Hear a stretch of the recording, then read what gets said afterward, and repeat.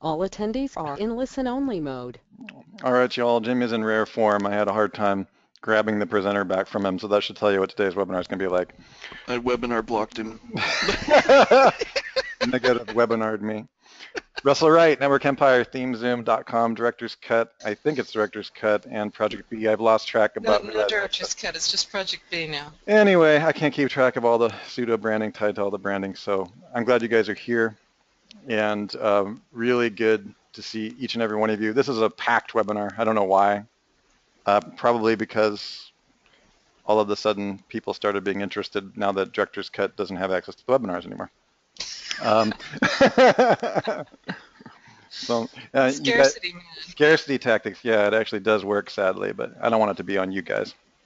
I'm really glad to see you guys. We got over 80 people in the room and more flooding in. Probably heard that Jimmy was in this really rare mood, and you just never freaking know what's going to happen. Yoshi, it's good to see you. Wayne, it's good to see you. Tom, Steve, can you guys see my screen? Give me a 1 if you can see my screen. Hopefully, and a 2 if you can't hear us. Oh yeah, can they even hear me? Can you guys hear us? You should hear Sue. You should hear Jimmy cackling and laughing like an evil warlord. You should hear me. Okay, cool. Hey, Mama Do, good to see you, buddy. Jim is here. Ron Pearl's good to see you. Julian, is it okay if I use all your names, or is this? About 30 privacy law? No. I probably did. I'll just use your first names: Donald, Mike, Tom. Tom Cruise is here with us today. That's great. Good to see you. Fran, good to see you. All right, so we're gonna catch up. We did not. Let me actually close my Skype. And we are just gonna roll right in today because we weren't able to finish. The way that we have been rolling is, which screen do I have up? Game of Thrones or the spreadsheet? What can you guys see? Game of Thrones. No, the spreadsheet. I think I have a Game of Thrones up. Oops, oh, that's the wrong screen. Sorry, guys. Let me see here. We go going on here. Some things that you see cannot be unseen. All right, let's see. Can we see who? No, you can't, David. I can't give away the attendees list. Okay, good. Heidi sees Google Docs. So we're going to just, Jimmy, what have you been up to? How's everything going? You have anything you want to share with the group? I don't know. No. Business as usual, I guess. Awesome. Awesome. Sue, how's everything going with your new office? World domination is almost accomplished. Yeah, it's pretty wicked. It's wicked. Let's see. Somebody says an FYI, we're seeing the attendees list. How can they be seeing the attendees list? Probably because it got shared.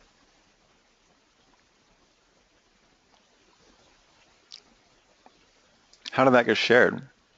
It's somewhere under one of these options. Because we're going to start up. Attendees can view attendee list. Now we're just going to start this giant trolling fest.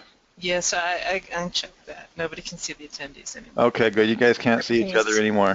It's all behind smoke and mirrors again. You guys are not allowed to know each other at all, because then we would be truly wicked. I got the new questions in the bottom of the spreadsheet. Okay. Do you guys want me to leave the spreadsheet large or small? Which do you prefer? Like that at one? That's 150%. Some of you were a little bit too excited that that attendee list is gone. What are you trying to hide? You got me super suspicious now. I just don't know. Dave Keys is saying 150% is better. Thanks for the testimonial, Dave. That was really, really nice. I didn't remember to thank you for it.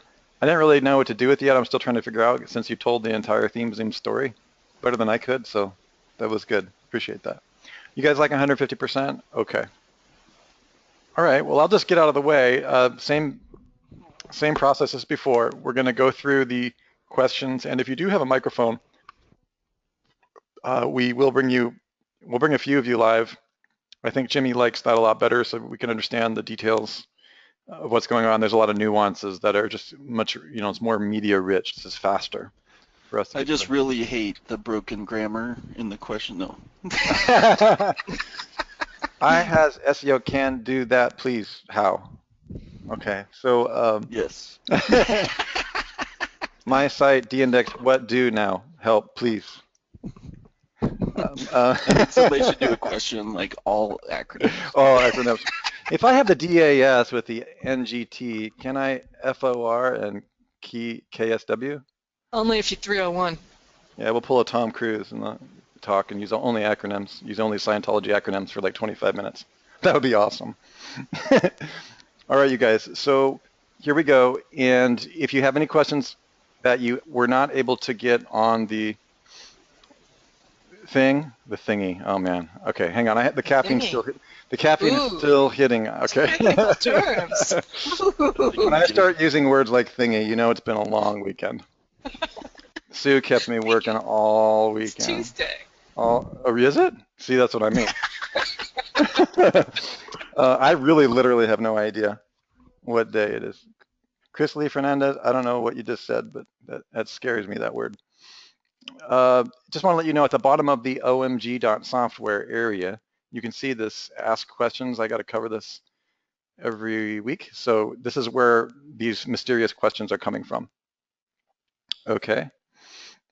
So you can always go there and add them. If you add them today, they won't get put up till next week. We've got a lot of stuff to cover. So let's just roll right into it. Sue, do you want to take it, or who should spearhead this movement? Oh, I think it should be Jimmy because he's in such a good mood. Yeah, that's it. I don't know if that's such a wise idea. Okay, well, they know what they're getting. Wow. They know what they're getting. David Duncan says, we want Jimmy. We want Jimmy. Yeah, so crowd is speaking, Jimmy. All right, number one. By the way, everybody, Jimmy is no longer asking forgiveness or permission for anything. So just be careful with all the. And don't be offended if I'm truthful. He made us believe that we had some semblance of control over him, and we were very, very wrong. So we have unleashed the beast. Go ahead, Jimmy, take it. All right. I have a domain that I want to use to promote several CPA offers. However, I intend to build different silo sites on the subdomains. We might have done like the first 5 or 6 of these. Like I think we did all the way through the second pink one. Should we move on to the pink one then? I think past the pink one. I'm very confused, Sue. Well, I didn't mark the place last week, unfortunately. Oh, I thought we had some indicators, so pink doesn't really. We already did all this. Yeah, that's what I'm saying. This is last week. Oh, for crying out loud. Damn it, Sue. Careful. The decision architecture here is getting all out of hand. I have no way to make any decision. Does anybody in the audience remember? Wow, people are surprised. It's going to be one of those weeks. I gotcha. Try, We did all this, didn't we? Try line someplace between 13 and 15, I think was where we stopped. 13 and 15. 1, 2, wow. Oh, here we go. Line 13 says, from here down will be covered next week. Oh, excellent. See, that's helpful. Right here, you mean, Sue? 13? 13, yes. Okay, so we're good. All right, Jimmy, now you can take it. Take it! All right. Sorry about last week. Just as I was coming on the Webby for that site of Costa Rica, on that exact moment, the electricity went away for about 2 hours. Rainy weather in my town does that. Bresla, we don't want your excuses. What's the question? No excuses. We were going to bring them on. Oh, yeah. You have to go down to Verizon and buy a pocket Wi-Fi. Exactly. Bresla, we don't want to hear your excuses, man. Just kidding. All right. In the simple silo builder, is it normal that the home tab in the silo menu is a custom link in the nav menu? I believe that depends on the settings of the WordPress, isn't it? No, I can override that, right? The silo plugin automatically creates a home page and sticks it in the menu, but you can remove it if you want to, or you can change it. So there's the answer, though. I have a mirrored site on a blog.domain on the top level. Site is built with simple silo builder in the category top silo pages of blog.domain. What do you usually put in there? Just an introduction of what category is about. Or again, a unique piece of content, as on a mirrored main site. There's already content for the exact same topic. Right. So if you've got a blog is typically a news site, right? So if you've got a topic on your news site, what are you going to be blogging about? So let's say that you're an SEO firm or an online marketing firm, and one of the things that you offer is SEO, and so SEO is one of your silos. So think about your positioning and why you're going to be doing news articles in your blog about SEO, and that's going to be the concept behind what you put on the content of that page. It's not going to be necessarily the same as what you've put on your money site, where you're trying to convince people that they should buy SEO from you and what kind of SEO services you offer. You want to kind of step to the right a little bit and talk about why you blog about this stuff, why SEO is important to you. Like, just take a little bit of a different take coming from the position of news. Yep, there's all kinds of important types of articles. There's several types of article methods, and exactly. I prefer specific kinds. I default to the painkiller article method and something we call the best method for the highest conversion. And you can find out about that more in some of our private courses, but you really just want to make sure that you're keeping things up to date. I like newsletters and anything that's high frequency published, just basically repeating what Sue just said. So cool. Shall we move on to the next one? Does anybody have any questions on that? You get that? Okay. Whoops, holy smokes. I just lost my place utterly. There it is. Okay. No. Too many questions for Rizal. Let's go tomorrow. No. Which one are we on? Rizal, we're done. That's it. No soup. He says, can you no soup? We call that soup Nazi marketing. Does anybody in the audience remember the soup Nazi from, are you all too young for? I used to watch that all the time. It's one of my favorite episodes. Soup Nazi was from, what's the comedian? Gosh, it's terrible. Jerry Seinfeld. Jerry Seinfeld, my God. That's one of the old school. That's one of the best forms of marketing ever, you guys, just so you know. Works for us. I just love it. Like they're walking on glass, and he's just like ooching over to the counter, just afraid, afraid to even blink. And he blinks, and I go, I just love that. Just classic. Okay. All right, Mario, or do you want to answer Rizal's question again? Oh, let's do Rizal. Come on. Rizal, Right. no more excuses. This one's one for you, Sue. Okay. Yeah. We're just I messing never with get any, so I'm so glad. Can you just, Sure. in the nav menu, custom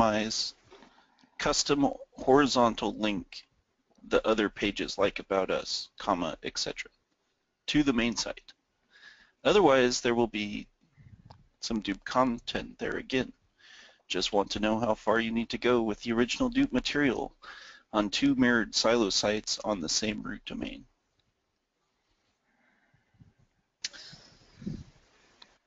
Oh, I see what he's asking. So if you have an About Us on both the money site as well as the blog, I might link over to the money site About Us page if you're going to do that. I don't normally have two About Us pages. Yeah, me neither. My news site is my news site. My money site, I have an About Us site because I figure if you're going to buy from me, you want to know about us. Yeah, definitely. A couple of ways you can do that. It's a good question, Rizal. It's interesting that this decision hierarchy that you're dealing with, you guys can probably see that there's a lot of if-then statements. In other words, there's a lot of it depends. I'm talking about from a marketing perspective. So there's a lot of other questions I would ask him before I could really know the best place to put the About Us page. Because it depends. The About Us page is really just a standard mechanism of making sure that people can find out who you are. And there was a point, and maybe Jimmy can answer this, there was a point where you actually had to have one. Otherwise Yahoo wouldn't even put you in their paid directory or anything like that. So it really depends on a lot of things. You're welcome, Rizal. Shall we move to the Mario? Where is the Mario? Is he here? Mario, are you here? Okay, we'll answer it anyways. Please share the best practice. Oh, there you are. Hello, Mario Garcia. Well, we'll answer that in a minute, Tim. Again, it depends. It's not right or wrong what you just said, but we'll get to it. Tim is saying, why not just keep the blog within the categories of the money site? You can. But there's more than one way to do a lot of things. So that's why the answer is it depends. Mario's saying, please share best practices, good, bad, and ugly regarding implementing vSilo on an existing site. What is the difference between vCracken and vSilo? And thanks. Lastly, when you submit a disavow file, how quickly can you use indexification? You guys are the best. Thank you. Well, we'll start with you guys are the best. Let's just take a look at that for a second. I'm just kidding. I'm just messing. Well, dang. This would be a good week to come down and hang out with you, I can tell. Okay. Yes, it would. All right. He's been a very naughty boy. Okay, well, let's start with the disavow file. Jimmy, can you answer that one? The disavow? Well, he says, lastly, when you submit a disavow file, how quickly can you use indexification after you submit the disavow file? So I usually do it. I usually will wait till like the next morning and then submit the disavow just to make sure that Google's processed it in their system. So that's why I usually wait a day, although you probably could do it like half hour after. So Gotcha. it just kind of depends, but that's my typical what I do. I usually just wait till the next day and then run them through indexification. Okay. Okay. And the difference between Video Kraken and Video Silo is pretty huge. Let me just give you guys a quick overview. Let me close down my little toggles here. What we're going to be calling, I think we've changed the name, I have to remember. Yeah, Video Traffic Silo Builder, I think what Sue and I talked about. We're going to end up calling what we now call Video Silo will be called Video Traffic Silo Builder, be released in the next 5 or 6 days here, or probably. And that is just a one-time, it just publishes once and puts the videos on the page. So it's good for building a money site. And the reason we put the videos on the page is to get you faster indexing, get you a little bit more engagement rank while you're building out your site. You don't have to use that. In fact, if you don't need video on those pages, you could just use the deep silo builder. It doesn't have video. In other words, when you build the pages, it doesn't have any video tied to it. Hopefully that makes sense. Also, Video Kraken works with Simple Silo Builder in combination, but Video Kraken is an auto blogging plugin. Does that make sense, Mario? I mean, let's just come out. I've avoided using the word auto blogging because there's such a stigma around it. But it's it's completely black hat. Yeah, it kind of is. So, I mean, that's the, it really, I mean, we have found something called engagement rank. This whole idea of black hat and auto publishing, and it's just like, there's thousands of sites. We should call it like an automated publishing syndicator. Yeah, like auto syndicator. Yeah, I mean, that's the edge off. Auto blogging. True. I mean, you guys, like, the big boys, like some of my buddies in the whole, native ads and distribution ads and retargeting, those sites that are making the most money on there are actually publishing infinite amounts of content from different sources through feeds. They just don't call it auto blogging. So the difference between the big boys making websites that Google loves and all the search engines loves automatically are just the size of the sites and the degree to which they've implemented it and the size of the pages and the quality of the readability. Okay, so they're not black hat. From an SEO perspective, that's propaganda. I mean, there's literally millions upon millions of sites that any native advertising company or retargeting firm that I use, some of my Pinvid sites, will give you, huge amounts of money when those clicks are coming in. They don't care if the sites, nobody knows if a site is auto-blogged unless you're dumb enough to make it look like an auto-blog site, So what Video Kraken is really, it publishes videos from YouTube. Okay, hopefully that makes sense. If you go to the comparison grid, it publishes videos from YouTube. So I can pass this to you guys. This is not a formal document, so I wouldn't want you handing it out. Something that Sue and myself and the team are working on just to help you have a pretty decent idea about the differences between the plugins. Any of you guys be interested in just seeing this? Sue worked pretty hard with the team on getting this comparison grid together. but it's pretty clear on what's going on. Let me just drop that in there. You guys are free to look at it, even though it's not formalized. I think it's fine to hand that out. Let me see what you got here. That'll give you a little bit more clarity on how this works. But you can see that the Video Kraken site, which is limited, that works on shared hosting, and we've limited it because we had a lot of the guys from OMG. Oh, there's a lot of people jumping on this page, dang. We had people from OMG that were like trying to publish 1,000 videos per day on, or more per hour actually, on like shared hosting. On $4 hosting. Damn it. GoDaddy's right around the corner. GoDaddy's right around the corner from me, and they called me and just said, "What the hell are you doing with these?" No, just kidding. They were actually letter bombing me. They were like, "We know you built this plugin." No, they could never Yeah, find. exactly. But the thing is, Stop it already. yeah, I mean, We're shared. trying to provide a DDoS service, but Oh man. Yeah, I mean, you guys have to, if you're going to use Video Kraken. So actually, what Sue decided to do is just snatch away all the pain and snatch away your ability to hurt yourself. So what we've done is we've distinguished. It's actually a really good idea. We've created a distinction between Video Kraken at videokraken.com and the Video Kraken Unlimited that comes from our advanced video training system, automaticvideotraffic.com. So you can only get, from now on, you can only get the unlimited version through our advanced training because people were abusing it and they were undertrained and then they were blowing up hosting company servers and, it's like. It wasn't pretty. No, so that's the main thing. So the videokraken.com plugin is limited at this point to somewhere in the ballpark between 20 and 50 posts a day. I mean, it's probably precisely 30 or something like that, but I'm just giving you a little range there. So that hopefully that makes sense. All right. Does that make sense that it's not, and you guys now have the distinction here if you need it. You can also get that on the front page of Network Empire News. And the reason we're doing this step up, one of the main reasons we're doing this step up that I'm very excited about is that Sue and Jimmy and the rest of the evil team is creating some pretty hardcore stuff for what we call Video Kraken Dominator. I don't know if you guys know this, but this has not even been the evil plan. Like, these things are not the destination. These are just on the way to creating something that actually auto adds large amounts of content from different sources and the rest. And those will all be part of our certification program. So the way that Sue thinks as a developer is to stack these things and build greater and greater complexity on really well-written code.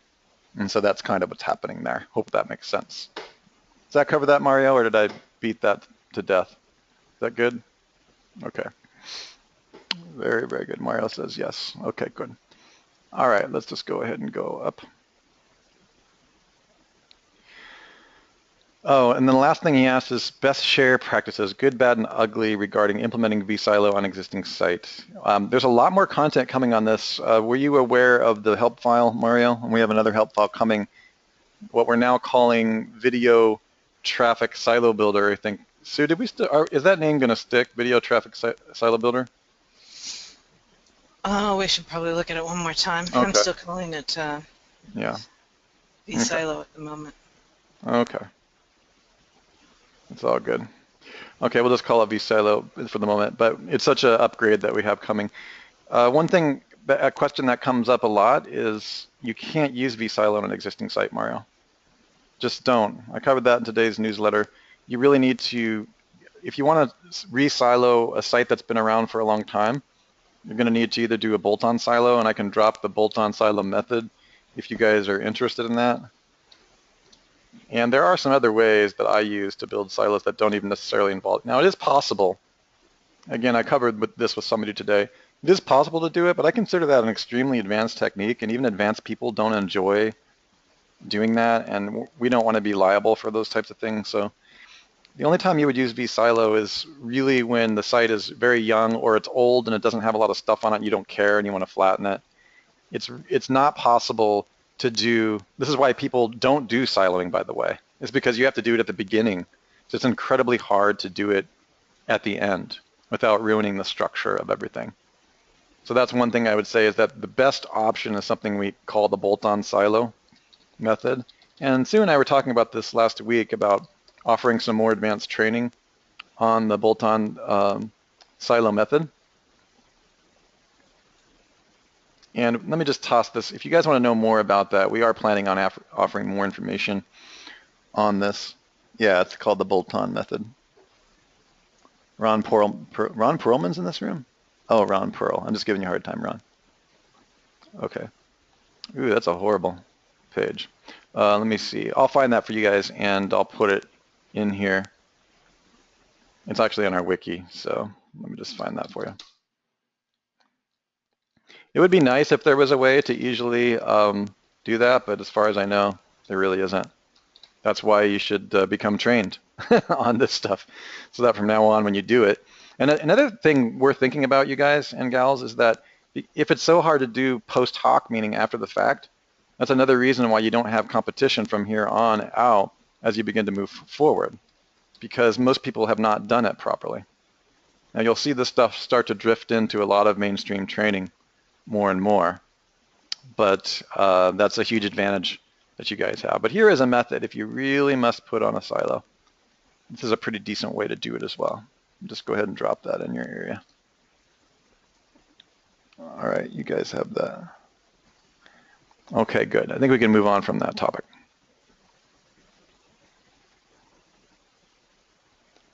This is going to be a Jimmy question.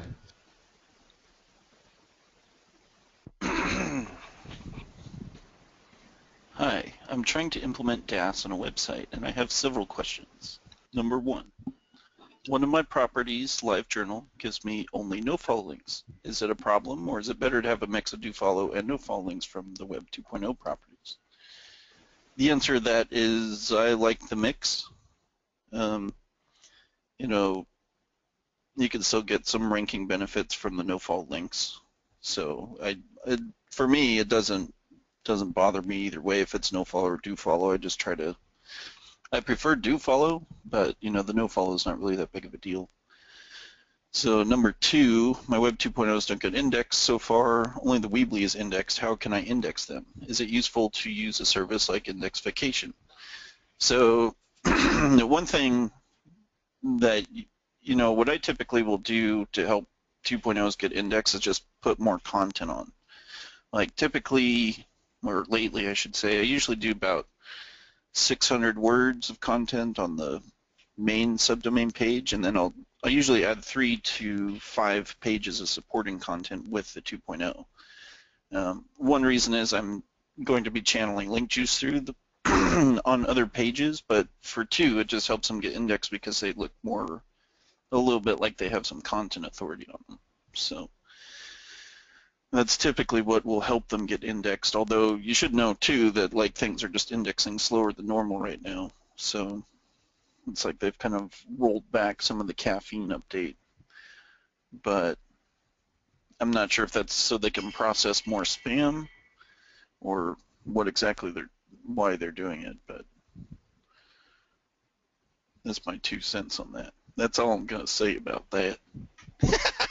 Well, also, Jimmy, if I could interject, it may not be related, but Sue announced today, she wanted me to announce to the newsletter that, what was it, Sue, that the Google Webmaster Tools site index is not? Let me just see if I wanted to give you guys this article in our newsletter. Google Sitemap is broken in some cases. That might be related. Jimmy, do you think that's related to what you're saying? No. No, it's not. Okay.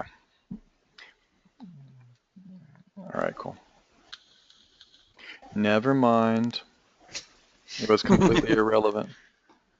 Then number 3, in Jimmy's diagram, where should we put the properties with the higher DA? Is it better to have them close to the money site, or is it better to link from a higher DA to lower DA properties? So in DAS, you're doing both.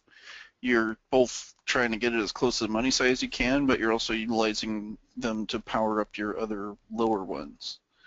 So that's why we link them the way that we do in that structure.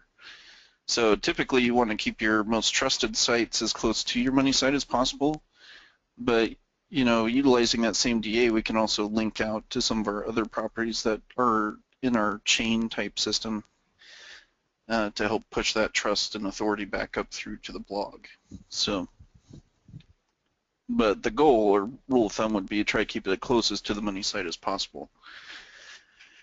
Let's see. I don't know where we are in the questions. It's like number 4 or something.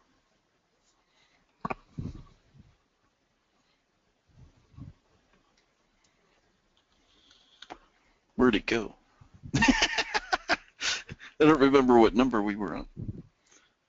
We're like further down the page. A whole bunch further down the page. We were Okay. like at 16. 18. Okay. Is it safer to use some branded anchor text or naked URL between the properties, or can we use exclusively keywords or LSI keywords? So usually what I do, it just kind of depends. So, if you're doing it for an existing client, I always go and check their backlink profile just to see what their anchors look like to begin with. More times than not, I'll usually start out by doing more branded type stuff in the beginning. You don't have to, but that's just what I personally do.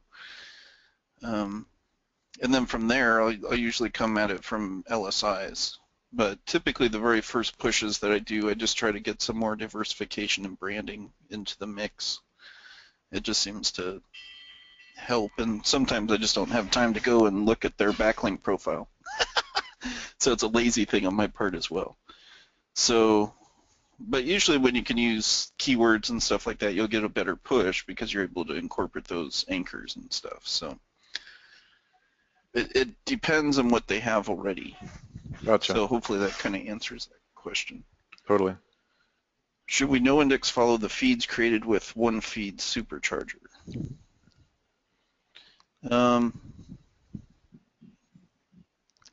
That is a good question. So it depends on the feeds that you use and how you combine them to promote them, and then where you're housing those feeds on. So because the feeds are created out of the blog that you install them on, and then it depends on the different braids that you bring in. Like for instance, you can create some feeds through Delicious and mix and match that way, and then you can pull them in through the one feed if you wanted as part of the mix and match you're doing there. And then you don't have to worry. I don't think you really have to worry so much, but I mean, if you don't want to think or worry about those types of combinations, because it really just depends on how you're going to go about mixing your feeds. So you can always do that. If you did no index follow, then you don't have to worry about how you're mixing them. But I would just think about, draw your connections out on a piece of paper and just see what it looks like. If it looks like too much risk, then you can certainly do that. Okay. Okay. Let's go to 19. Rizel says when doing horizontal linking between sites, for example, between a blog post on your blog.domain and linking to a relevant page of the domain.com, must the links be no-follow or do-follow things? So I try to do follow links whenever possible. Now, I know you were asking a lot of like syndication type questions earlier. So you have to be mindful of that when you start going out to syndicate. Now, that depends. Like sometimes it'll only take like a snippet, or sometimes if you're grabbing the whole thing and pushing it out there, you have to realize that those are going to count as anchor percentages back to your money site. So you got to be careful when you're setting that up of how you're going to syndicate that. If you're just doing little snippets and you don't have to worry about the anchors getting syndicated out on all the other properties, then you'll do the do follow because you're not worried about getting too many anchors being the same thing. Now, if you're doing no follow, then you don't have to worry about it. So, but just something to think about. Excellent. Okay. Now, this one says, hey y'all, hey y'all. Hey y'all. What's up, y'all? Y'all. I have a question regarding one of my clients who is trying to get multiple domains ranked for the same local keyword. He already has a first site up on page 1 for his main keyword. Then he hired me to rank a second domain that I am currently pushing up the rankings for his keyword. However, he is currently using the same phone number on both sites. Is that going to be a problem if we are only aiming for organic listings and not the map? Can I still easily push it up without using his name, address, and phone on the backlink properties linking to that site? Or is it okay to use the same map on the backlinks even though it is the same as the first site that is already ranking? So I think that makes sense, if I'm understanding correctly. So it depends. Like, you can use a phone number or an address, you know, because that associates, you know, that's part of like the semantic web. You know, those are pieces of information that are connected to your business or your website online. So, you know, sometimes they'll use just a phone number as opposed to using like a backlink or something like that, and Google will know if that's verified in their system and everything, like where you're referring to. And that's okay to do. If you're wondering if you can promote something that has the same number as the other one and you're just going to do regular backlinks to get there, that's okay too. The only thing you have to start worrying about is like if you're going to start using address or just phone number for your anchors or data descriptions for, you know, in your semantic markup, then that's going to start competing with your other listing. But if you're only going after an organic play, then you would be fine to do that. So, but what I would just do is just go out and like go get a Google number and forward it over to wherever and just bring it up as like an additional location for that business. Like that'd probably be the easiest thing that you're trying to do, and that way you could go into maps and everything else along the way. So that's what I would do. Okay. But it shouldn't hurt you if you're using the same number on that site and you're just ranking it organically. Does that work, Terry? Got that? Is that cool? If you're trying to do it in maps, that's going to be no bueno. But since, you know, I would just make it easy. I'd just set it up for maps, you know, get a different address and different phone number right off the bat, call it the same business name, and try to rank it in the same place. Okay. And that way you'll get 2 maps and you'll get two organics out of it. Gotcha. Sweet. What is your name? Oh. What is your name? I don't know. I've forgotten. Been doing Need more SEO. coffee. Been doing SEO too long. You know, we had a test like that one time in school. Like it was a final.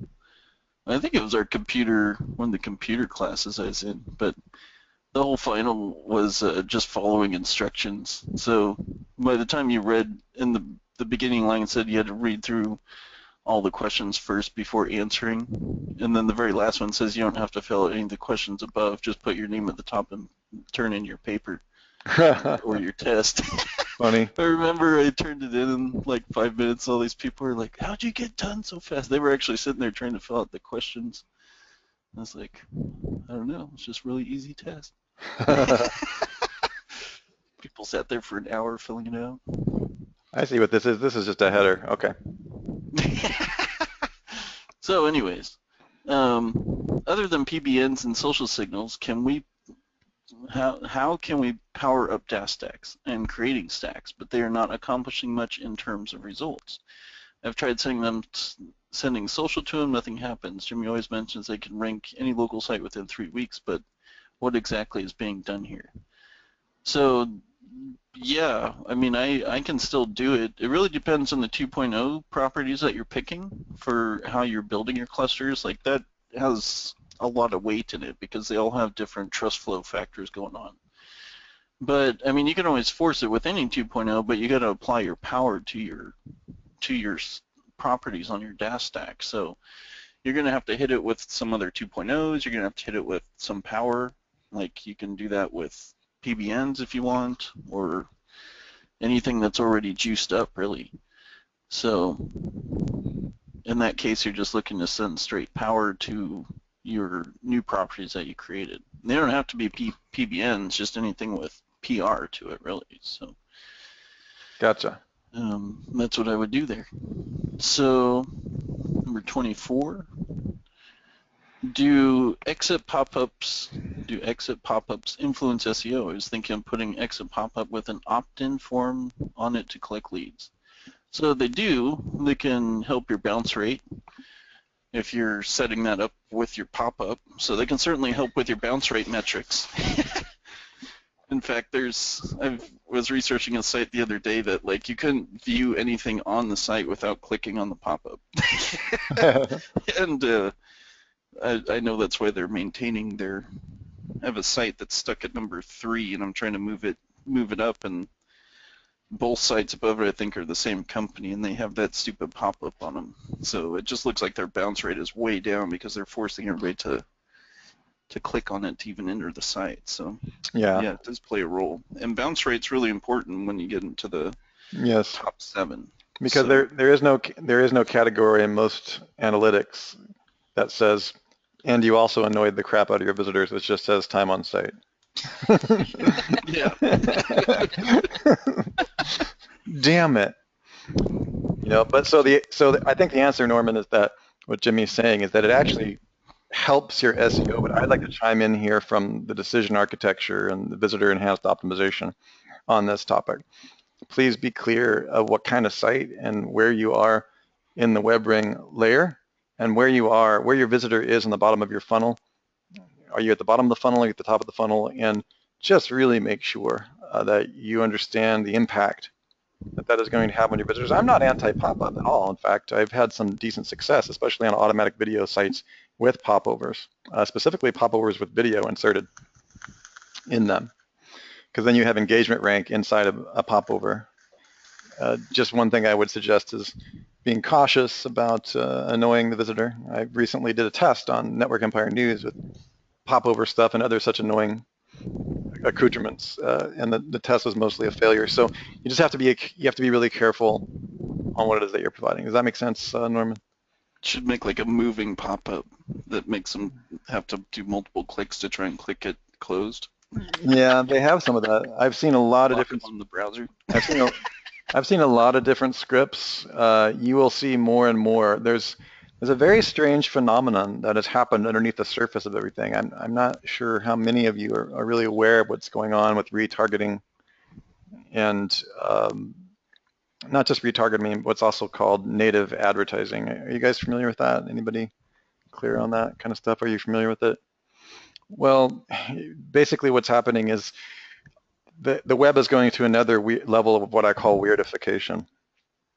A lot of the things that drive, say, our course, the automatic video traffic course, which drove me to invent the PinVid system with my team over the last couple of years, it's just really a spin-off of what's now being used almost relentlessly. It works so well, like what we teach in the automaticvideotraffic.com course, that now that it's gone to retargeting and native advertising, you have sites like the kind that we teach in our PinVid course, which actually launches tomorrow, by the way.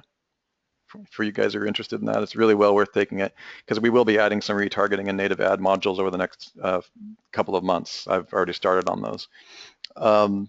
The reason, somebody wants a link. Well, the reason that I wanted to bring this up is that spread, that layout, the automatic video traffic course is, I'll go ahead and drop that in there, just so you guys know what's happening. And this is related to pop-ups and everything else, because I really cut my teeth on testing pop-ups and overlays and different things from the PinVid stuff. And where was I going with this? See, somebody asked me for a link and I was lost. Yeah, what I'm really getting at is that when you look at the kind of layouts that we're talking about, like in our PinVid stuff, and this is the training course, Pinterest is only one style layout. And of course, you have things like BuzzFeed and all these other types of systems, right? Well, that layout has worked for a while, but now they're taking pop-ups and pretty much complete. Like here's a really bad version of a PinVid that we have up. I think it's like 500,000 pages or something insane. Really ugly, right? Just horrible looking things, but it does drive traffic quite a bit. And what's happening now is native ads are things, and pop-ups are things that are embedded inside of the ads. So the reason that what's happened is the web's gone to this layer now where everything, the advertising, you won't even recognize the ads and the monetization as, unless you're really, really good and you have a lot of experience at it, you won't really recognize that something is an ad. And they're also using these massive, I'm trying to show you, bring you an example. They're actually starting these gigantic popovers that you don't even know it's a popover. So when you try to go to leave, it just actually turns on another site. So the site that's underneath is what Jimmy was just saying. The site that's underneath it, when I did that with the pop-ups, my time on site went way up, my bounce rate went way, way down. And so the rest of it is just determining, you know, how much of a help that is for SEO. So hopefully that makes sense to you guys. And what's happening now is that this layout, this horrible, ugly layout, there's entire native ad systems. Then the type of layout, besides BuzzFeed, which is a slightly different layout, this is the best impact that a lot of the native ad, what we call retargeting companies for publishers. It's similar to AdSense, but this is by far the best type of layout. Look at that Hong Kong Fashion Week right there. Oh yeah. That's funny. I was thinking about getting that outfit myself. But what that would be awesome. Yeah, what I really wanted you guys to understand here is that the weirdification of the web is now moving into the second layer. I'm talking about a whole, I had no idea until I started talking to some of my buddies the last couple of weeks. We're talking about all of that stuff you get on the social media. You know, that stuff is just turning into crazy. I was trying to give you an example here. Let me just give you an example. If I can find something, I'll probably have to get you something later. But this type of layout, there's sites that are launching that have just 100%. Here's an example of a native monetization system. Okay. Everything that these guys do is on a Pinterest style layout, and they're generating tens of millions of dollars per year just with that type of layout. Okay. So you monetize these sites, and these sites essentially look like the Pinterest site that you just saw. So I've talked to a lot of the owners and these things of these different monetized and native sites, but it's all about the Pinterest layout. You can see right here, this is a Pinterest layout. And what they've done is they've just simply, of course, you can advertise through these and retarget with them, but what they've done is they take have you guys started noticing when you travel around the web, you get these same stupid celebrity stories everywhere? Like, you know, 72 different celebrities that didn't make the cut, or, you know, have you guys seen all that stuff just hitting? It's almost like the news and the media and these pop culture things, it's almost like the media pornification of the mainstream. And that's what's happened. And talking to some of my buddies, that's really only happened over the last 24 months. Okay, and you know, really the Pinterest training that we're teaching really was a part of that. That's why we're evolving with retargeting and these types of things, modules that we'll be adding. But it's just really, to me, really strange because pop-ups and how all these things work. You're going to see more and more this weird, you're going to see this really weird change, what I call the weirdification of the web. And it's just going to be very strange over the next few years. And so you need to get ready for that. That's why we do recommend, even if you're not building you may not necessarily be building the one web ring downstream sustainable system that Sue and I have been designing with our team. You still want to get to know this weird socialization of what I call the weirdification of the web, because all of the advertising and systems are now moving to gigantic feeds, for instance. Like if a headline works, like let's say you get a certain headline, like I'm trying to give you an example, like the top 5 Instagram follower hacks. These retargeting services, they're sharing the headlines just like we discuss in our system, or the celebrity headlines that are working, or the kind that you see on the front of Yahoo. Okay, those kind of weird headlines of celebrity headlines and scary headlines. Now they're all trading these headlines back and forth. So they're no longer just sharing the data, they're sharing the retargeting data. So what they do is when they find a headline that works, like top 5 Instagram followers, or 27 celebrity fails, or 13, a big popular one right now is 13 celebrities that aged badly. You guys see that one? If you wondered why these ads seem to be chasing you, it's because they work everywhere, and there's over 27 different retargeting companies. They're all taking these giant feeds of headlines that I call weirdification headlines, the same kind we teach in our automatic video traffic course. And they sell them over and over again because they always get the clicks. And then they do these popovers on these things. And the popovers work too. They work so well, in fact, that the Yahoo homepage also retargets with the same data. So it's really kind of, you can call it the weirdification of the web, but you can also call it the dumbification of the web in some ways. Let me go over to, just go to the front of Yahoo. These are the same popover. See this? Look at this. So anybody remember when like home pages like Yahoo and big companies didn't have these like celebrity, like this is a classic. These are all retargeting headlines. You guys get what I'm saying here? We're on a bit of a sidetrack, but I am going here somewhere with this. I want you guys to be aware of what's happening on the web and why we teach the way that we do. Okay, because there's a place to put this, but you got to know where. If you were to take all these retargeting headlines and only remix content on your WRL1 site, you'd be dealing with dupe content in a different way than you'd be dealing with it in the way that Jimmy and Sue is showing you guys today. Okay, so I kind of got off the main topic here, but I wanted you guys to be aware of where things are going. And also another thing I wanted to say, and this is kind of advanced training, but just pay attention to the media that you see. You'll notice strange shifts, happening in the media environment. And if you get this weird feeling that not just the advertising, not just the banners that everyone's chasing you, it's not just that, it's weirder than that. The monetization and the native ads are now driving the content, and they're driving, our PinVid course is an example of that. But what we want to do is take it to a whole nother level and not just teach you how to build automatic traffic using video cracking and the rest. We also want you to, what Sue's been trying to teach everybody for years, is how to position that so you're just not another garbage site that's out there, and that actually works in harmony with the way that your content is working and being distributed throughout your network. Okay, so while the web gets weirdified and some of these headlines come and go, you'll be driving that traffic to your primary properties and traffic instead of only siphoning it off to the retargeting advertising agencies. Like a lot of my buddies, they're doing really, really well creating automatic video and using even video Kraken to do retargeting campaigns. But once that topic is not popular anymore, once the headlines don't work anymore, or once culture has moved on, then the widgets and the retargeting campaigns don't work that well. That's why we teach to drive it to your money site and to build a sustainable network.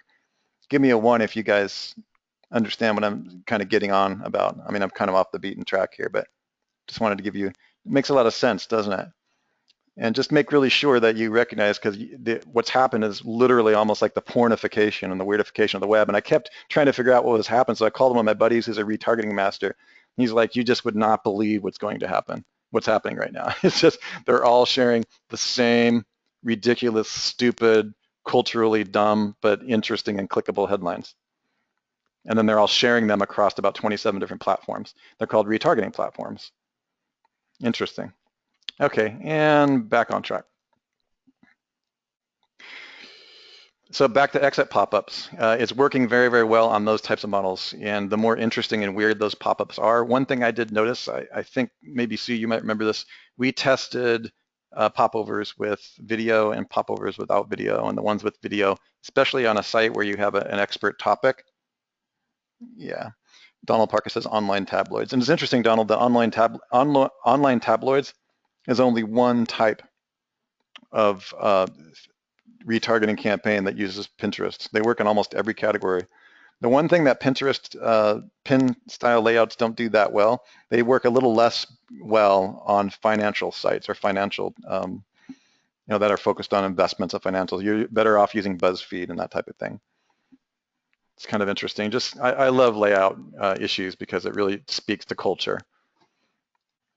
Okay, Norman, I think we covered you on that.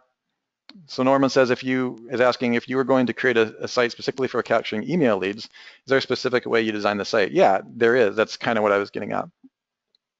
One thing I would like to point out here, Norman, is one thing I'd like to ask you is, where are you in your funnel? Are you at the top or the middle, at the bottom? Like, what's really going on for you? Are you, because this whole system is a funnel. So I would broaden the horizon and ask yourself, like, where in your whole network are you? And if you're talking about your WR1, or if you're talking about a microsite. And that's something that I've gotten really, really clear about in the last couple of weeks as I've looked at our network of sites, and it's pretty huge. You're talking about the top. Yeah, at the top, Norman is saying that he's at the top.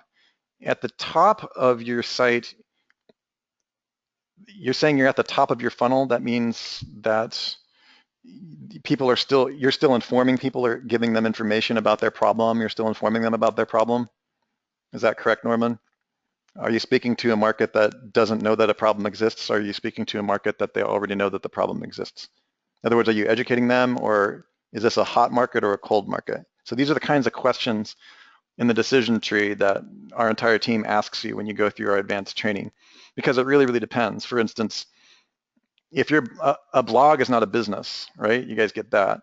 So it only becomes a business when you know what it is that you're selling and you know where they are in the funnel. So one thing you would have to ask yourself is if for instance, it's your WR1 site, if you're writing articles to inform, if it's your silo landing page, there should definitely be a place for them to opt in. Like you should take your primary product and make it really, really clear what you're offering them. Okay, and so if it's the top of the funnel, meaning they're not that well informed and they're still getting acquainted with the problem that you're solving, then probably just in the sidebar, what we call the golden frame. Does that make sense? Do you know what we mean by the golden frame? We've covered that in previous webinars. It's a theme Zoom buzzword. Anybody familiar with that? Okay, let me see. Here we go. I call it the golden monetization frame, or we've been calling it that. Our team has been calling it that. It's kind of a way easy. I was trying to give everyone an easy way to remember how to deal with opt-ins at the top of the funnel. So when you control the frame, like this is a horrible banner and didn't convert well, and I ended up changing it, but you get the idea. When you're still informing them about your brand or your organization, or you're still getting them acquainted, you're just getting the buzz out there about what the problem is or what this topic is that you're discussing, really the golden frame is the best place, because they can still, because they're in the top and the middle of the funnel at this point. They're still making an assessment. They're not even 100% sure that they have a problem. They're still getting informed. And if not a problem, they're still assessing the situation. They're still comparing in the cycle of the sale. So in my opinion, in my experience, the best place to put that is there, somewhere in the sidebar. That's what we mean by golden frame. So the golden frame is a website where you can actually control the banners, you can control the opt-ins. And the reason we made that distinction is there's a lot of third-party applications and even third-party sites that we talk about that you can use for domain authority stacking, but you really don't control that frame. Like, I don't know, Jimmy, you'd have to answer it, but I don't know. I don't think you can put like an opt-in or choose an opt-in, say in Weebly and stuff like that. Maybe you can now. But a lot of the secondary sites that you don't own the framework, you don't own the installation, you don't own the style sheet, you can't really control the decision architecture. You can't really get people to opt in. This is, by the way, is a horrible opt-in, but you get my idea. Okay, does that make sense? Norman, what I mean by the golden frame? So it's anything around the content, the top of the funnel content or middle funnel content that allows you to make a choice, okay, and get more information, okay. And the easier you can make that, the better. Like this to me is pretty old school. I'm really going for one-click opt-ins these days. It's getting so, this is like from 2000s, this is several years back. Wherever you can get an opt-in with a single, wherever you can lower the resistance for your audience, just grab that email as quickly as you can. Okay, and this is really, really bad. This is an example of branding. It's a really, really terrible call to action. So look at this and do exactly not what this is. You want to make sure that there's a call to action, okay?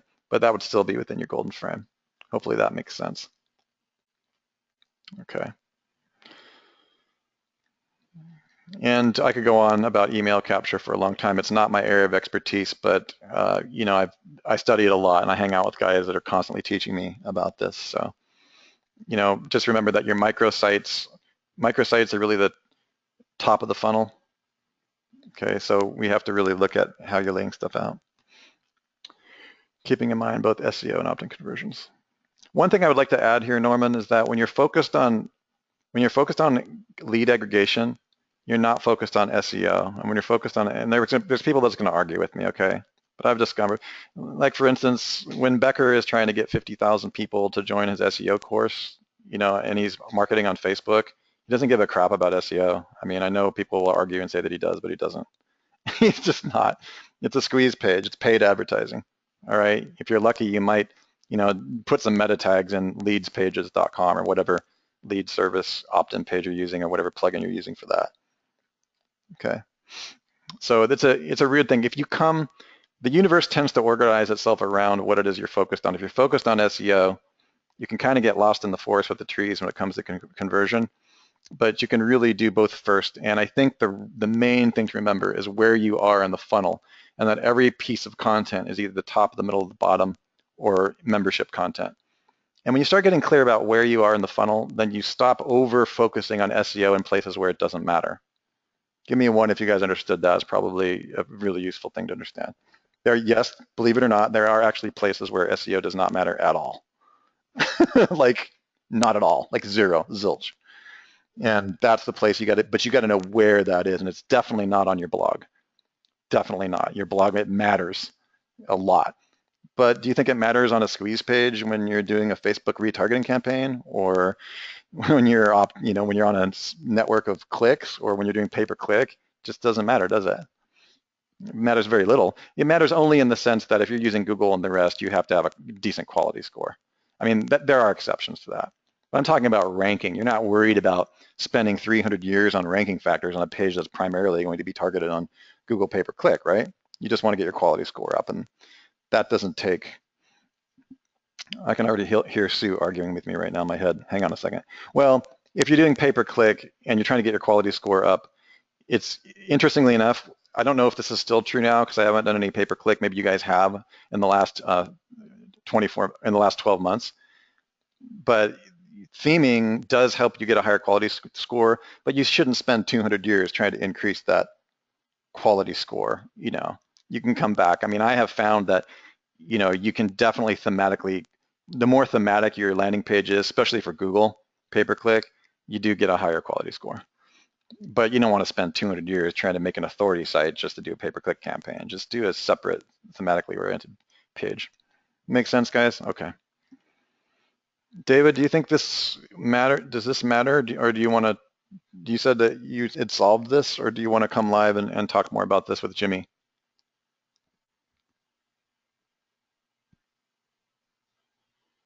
You have a different question for that? Okay, well, we'll bring you on, and we can talk about it.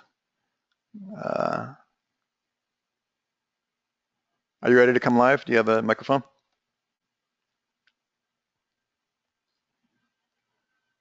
Okay. Hey, Dave. How's it going, man? I'm good. How are you? Good. Hey, Dave, how's it going? Good, Jimmy. What have you been up to lately? Oh, no good at all. Nomination. Well, that's always good, though. Yeah.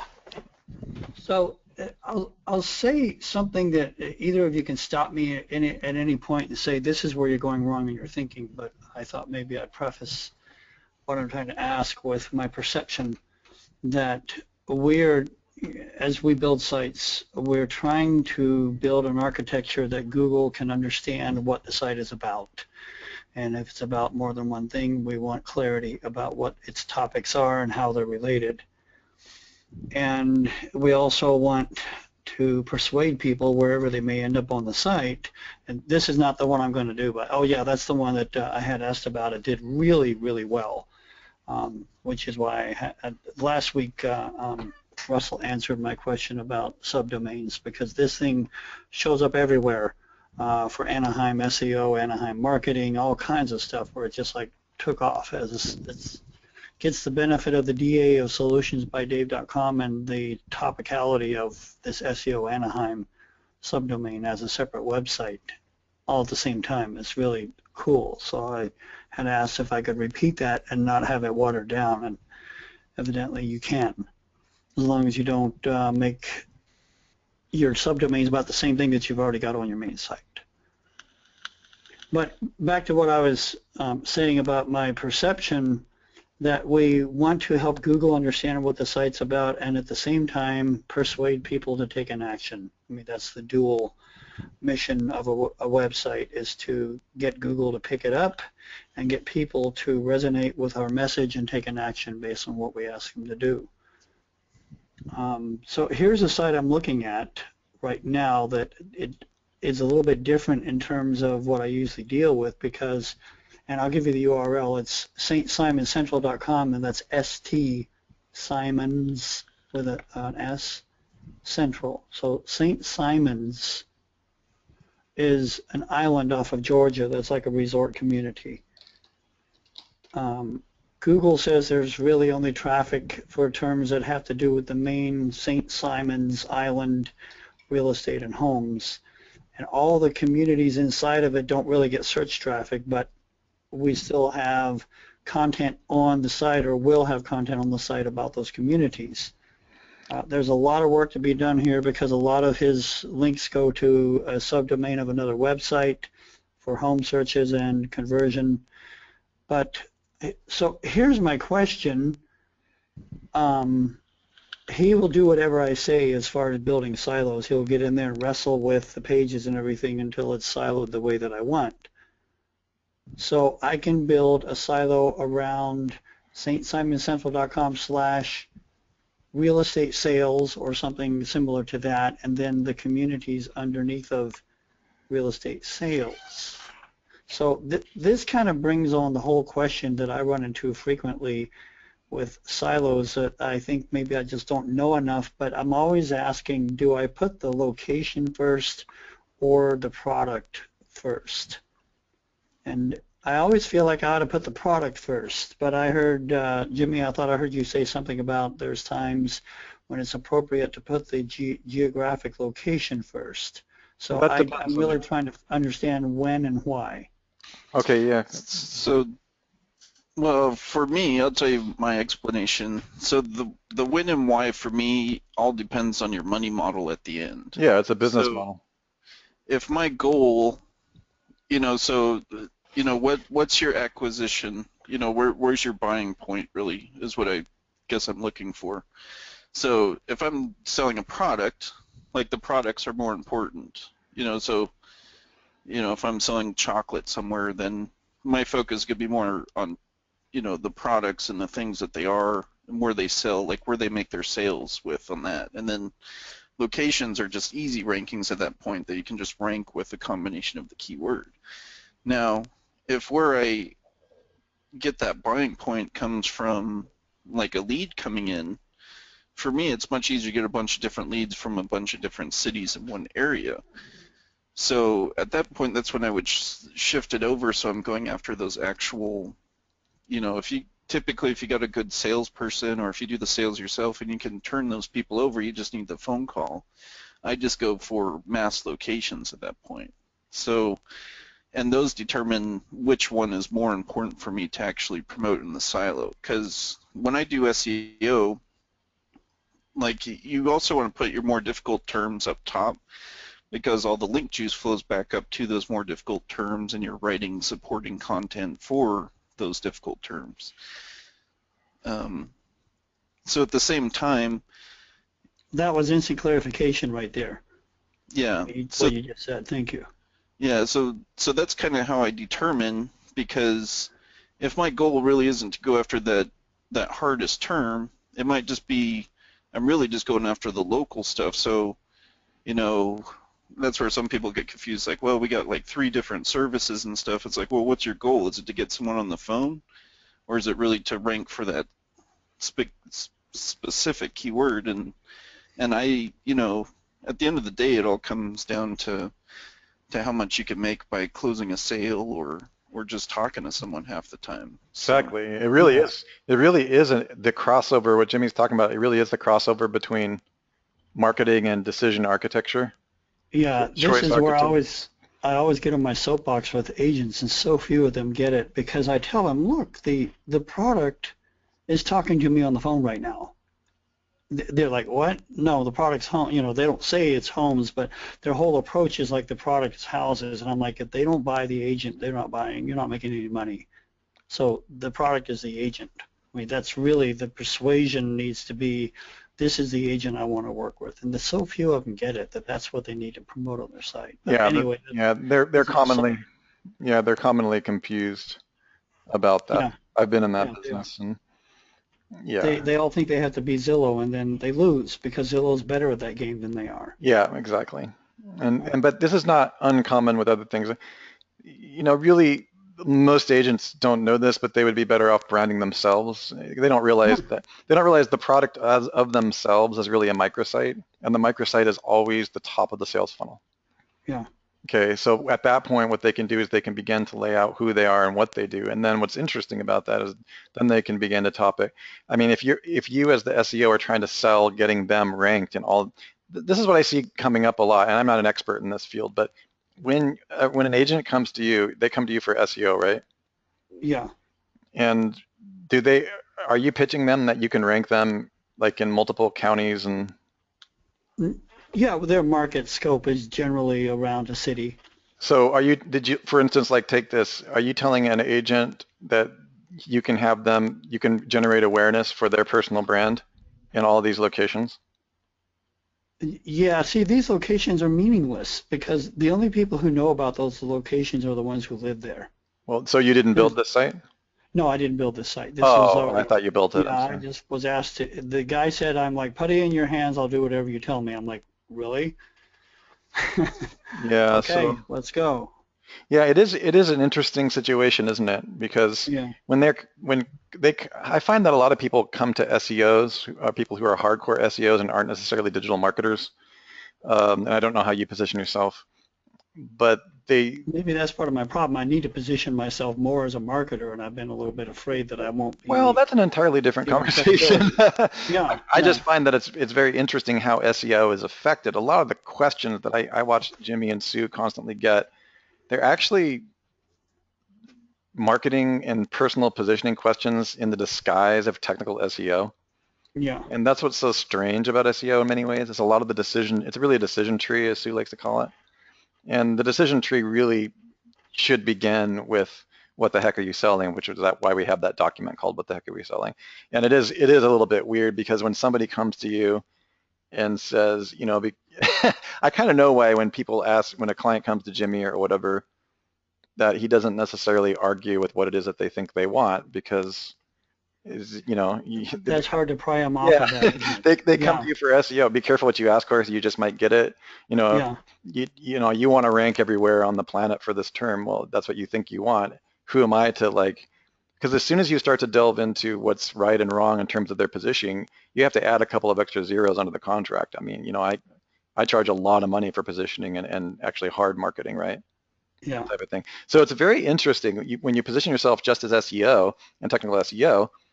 I mean, how do you handle that, Jimmy, when somebody comes to you and says, Jimmy, I know you can rank me here's my what, like back in the day when you're doing this type of thing and you're like, how would you I'm handle doing this? I'm doing that right now. That one person wants to be number one for the specific keyword, but I'm building him up for. I think I have 275 keywords on page one right now. Right. But he still complains that he's not number one for that one specific one when we started. And I tell him, it's for one, it's less risk on the SEO when you're not trying to push for a specific keyword all the time. Yep. But for two, I mean, he's already getting a lot more traffic just for the fact that there's many other options of search terms that people are coming in for. So it just depends on how combative I want to be with them. It's a Sometimes conundrum. I'll do it because I know it's best for them. Yeah. And then other times, if they still just want to keep pushing the issue, then I'll just do what they ask and just. Exactly. I know that you do that. I know that you do that sometimes, Jimmy, and just let them find out for themselves, and because you get paid either way. And that's an interesting conundrum here, you guys and gals, because I can tell the story of this many times, where I think it's a natural human desire. It's easier for a person who's running a business to process their rankings for one or two important keywords than it is to acknowledge the fact that you've got them ranked for 5,000. And that's one of the challenges. In fact, I dealt with this. I'm going to leave the company unnamed, but it's a household name that you guys all would know in the legal industry for bankruptcy and this type of thing. And really all that the CEO cared about was one keyword, and that was bankruptcy. and during this scenario, it's like we were getting ranked for, dozens upon dozens of keywords were rising in the rankings, but all that really mattered was that one term. And it's true that one term did seem, looking at the data, to bring in a lion's share. of the revenue. But it's kind of interesting how difficult it is for them to acknowledge other things happening when all they care about is one thing. So Magic bullet. Yeah. well, I think that's the distinction between SEO and digital marketing. Both are really useful, and I think they're starting to evolve together. But if a guy comes to you and says, "Hey, Dave, I'll do whatever that you say," it's very difficult to say, "Okay." In fact, I have a student of mine right now. She got a very big contract. It's one of the largest ones, and she really needs to just trash the site and start over. It's actually a scenario similar. They built this giant shopping cart. But now she's got to go backwards because it is positioned weirdly. And yeah. I think sometimes you just gotta. Somebody noticed that that's the best course of action is just when you just tell them exactly what to do and just throw your weight around and they can take it or leave it. Because then you usually will get exactly what you want, and they'll either go with it or they won't. So. Exactly. Tim wanted to know what was up with the dictating chat box. And I think, Tim, you answered your own question. I was dragging directly into the chat box. So the question is, should I publish this conversation? Yeah, shoot it over to him. So okay, I got dragging off. Thanks, Tim. So I think that one thing that I've learned is when somebody comes to me, I actually learned this in a couple contracts with Sue that she and I did, is there are times when going backwards and, it's actually more expensive to deal with something that's half done than it is, or that's already done than it is starting over. In fact, a significant amount of the time. I would say that it's almost always cheaper. Almost always. To start over with this type of a process. And we're kind of a little careful with saying that because we don't want people to lose heart. We want to teach the right methods and this and that. But the bottom line is that a significant amount of people are taking on clients with sites that are difficult, and they're asking for things that are nearly impossible for reasons that they don't understand. It's one of the things that's slowly moving me away from real estate. Yeah, especially in real estate. These people are stuck on their $10,000 site. They've invested like a bad stock. Well, I'm going to wait for that stock to come back up. It's not coming back up. Sometimes, the sign of a true friend is just that they'll be truthful to you and say, you know what, that's a bad idea. Yep. It's like, and you all know what it's like. It's like if your girlfriend or significant other, whoever comes to you and say, how do I look in this? What do you say? It looks great. It's the same exact scenario. Actually, no, Jimmy, it's not. Just kidding. Yeah, but you feel like it is. No, Jimmy, I don't. I've been married 3 times, and I know that. I've been married 3 times, and I know that it's not the same.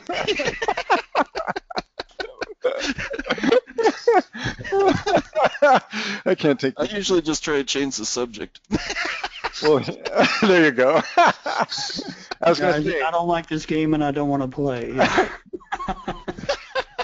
Well, here's one way that I have the ability to put my digital marketing hat on and then also my SEO hat and then make an assessment based on profitability, and that's just come through years worth of experience. And I must say that one of the best things, I agree with Jimmy, one of the best things you can say if you really like the person and they're like, okay, let's say he's got 10 grand invested in this.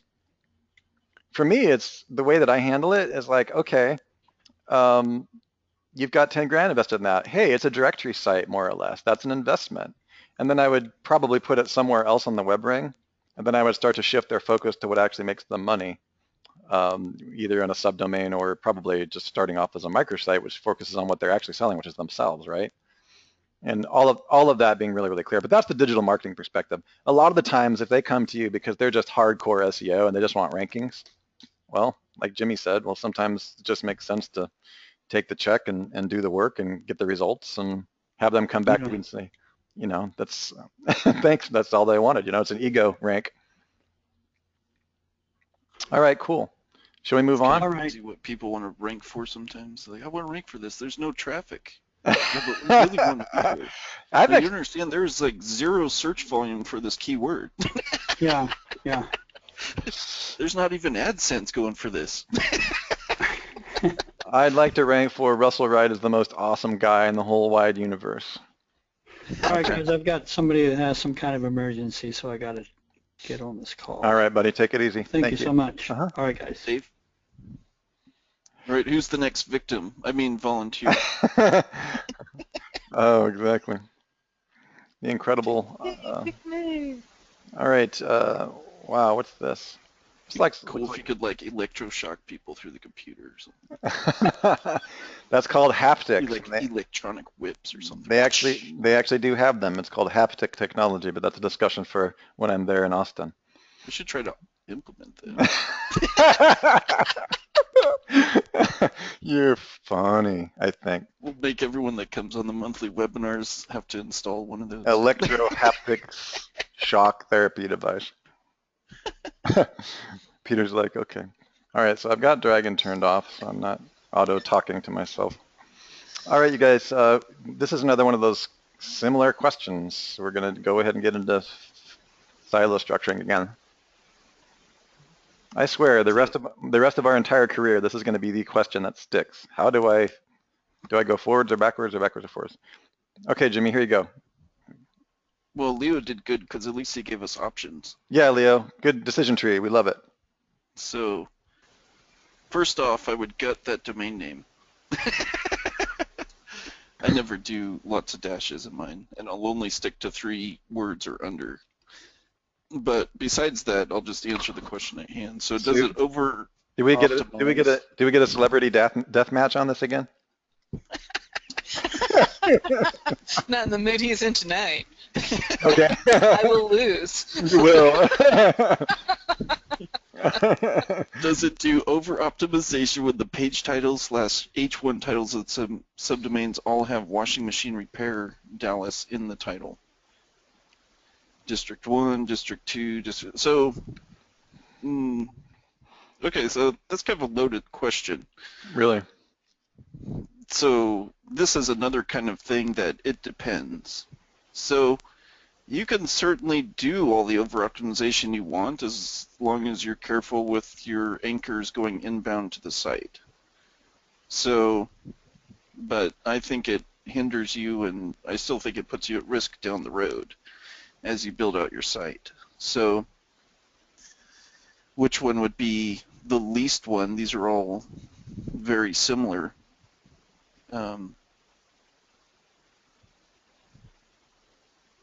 You know, how you have District 1, District 2, District 3 set up is correct, and the title combination that you have is correct, but the problem is in this scenario you'd sound like a robot. Now all it takes is like one anchor containing machine repair, and this is especially in combination with your domain and the way the title is. So you already have an exact match domain, and then you already have like exact match title. So what happens if you send one anchor with machine repair or machine repair Dallas or washing machine repair to any of those pages, the whole site's going to burn to the ground. So I would just approach it where you're being a little more careful. So in the titles, you'd want to add more fluff.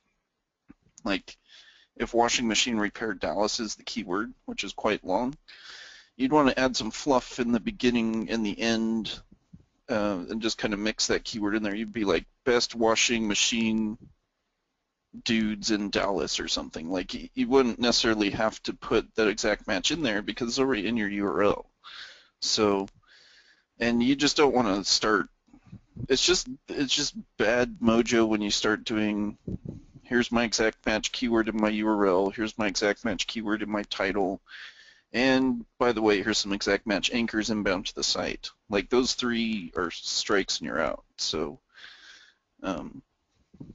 we have control over the on-site, so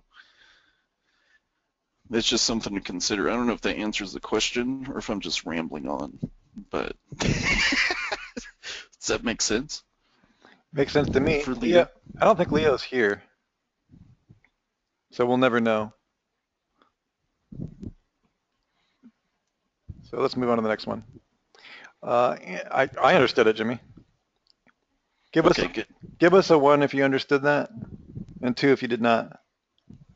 Yeah, looks like we're good.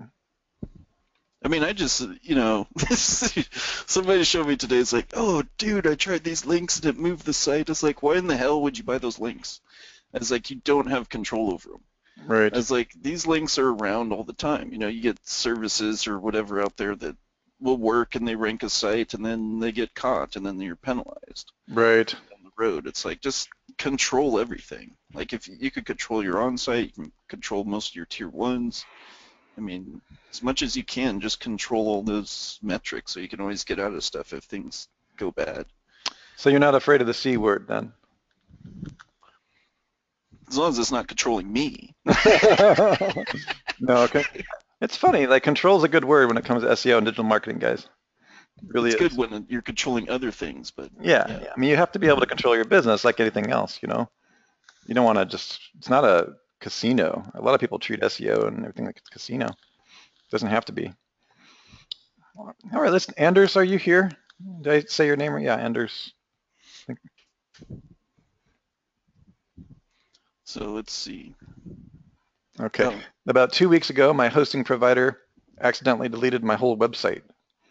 Oh. We were just talking about control. Okay. Did you have backups? I hope.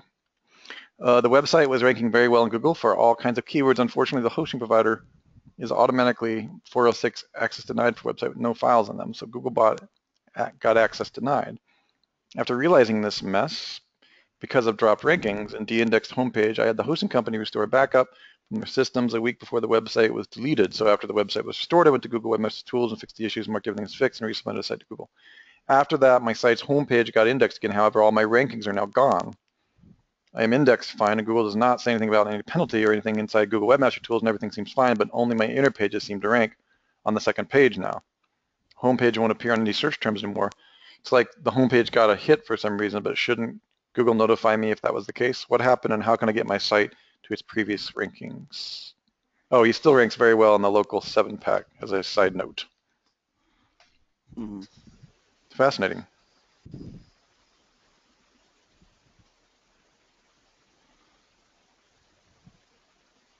That's sad. it's very sad. Just while you guys My are, gut hunch is going to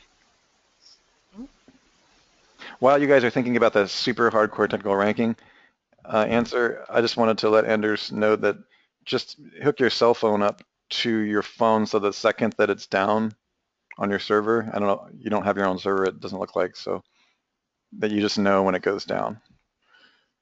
I personally prefer to be notified that day absolutely. when it's down. So if you're not doing that, just change that straight away. There's a couple of different services that you can use, so many in fact, that there's no need.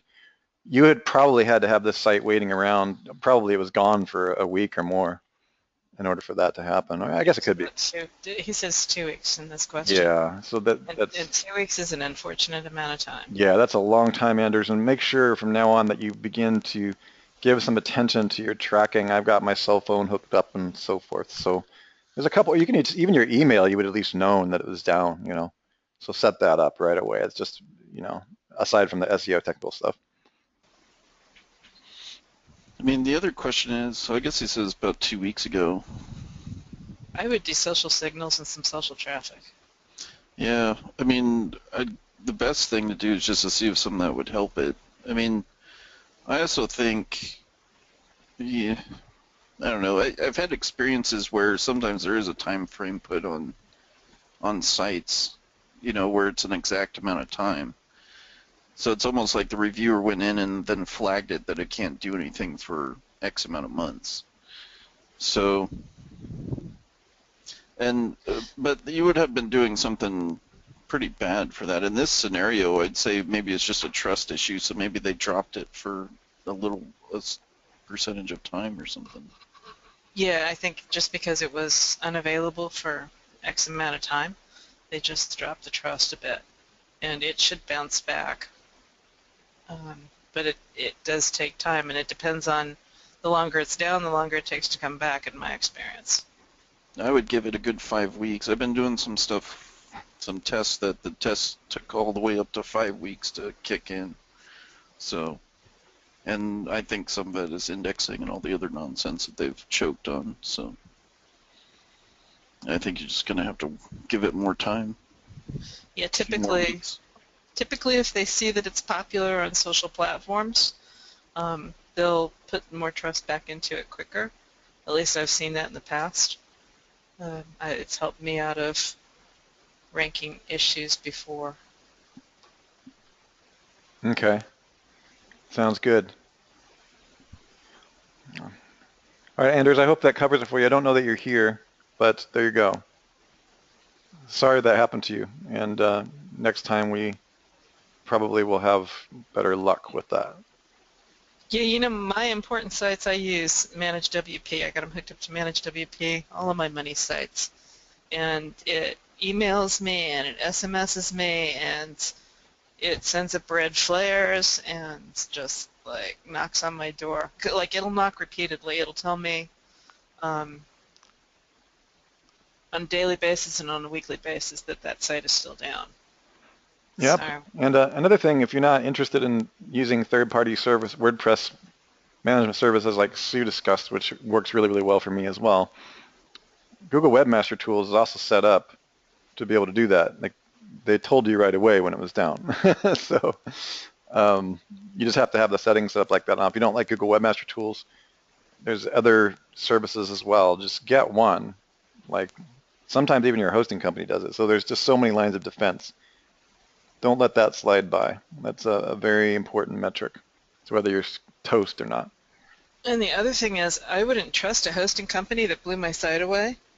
I would be moving that to something that's more robust. I don't know what happened, but like if it was their fault, I would be gone. Yep. Okay. That's just kind of that. That's I will say that you're definitely now having experiences of growing. It means you're moving to the next level. That's the upside of all this. Yeah, you wouldn't be a developer or a SEO or a webmaster or an online developer if you didn't have at least one or two experiences like that. So don't let it happen again. Okay. So Matt, I'm not sure which Matt this is. We have a few more minutes, so let's keep going here. When it comes to Web 2.0, Weebly, About Me, Blogger, what is the most efficient way to go about indexing those?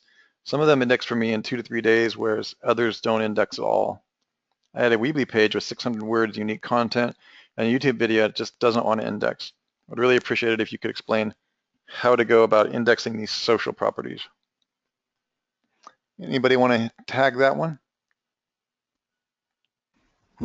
Add more content to them typically helps it index better. And then social signals and traffic are the next ones that I would tack onto it. Okay. That's what I would suggest. Sounds good. Usually what I do is I'll go back in and pump up some content and pump in some social signals. Okay. Sweet. Got that, Matt? Okay. Terry again here. A few questions. Just took on a web design client. He wants me to rank for him for two things. First of all, he wants me to rank his main web design site, and he also wants me to rank all of his clients for SEO. So far, so good. Okay. I don't really know what you mean specifically, but that's okay. Now, usually I do my SEO with PBNs pointing to domain authority stacks, and that's been working amazing.